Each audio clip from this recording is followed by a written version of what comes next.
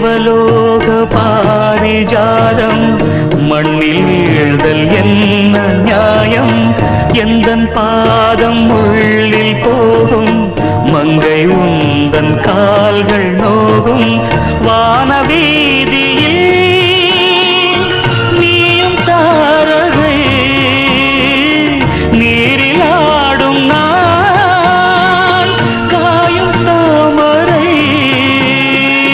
காதல் ஒன்றே ஜீவன் என்றால் தியாகம் உந்தன் வாழ்க்கை என்றால் ஏழை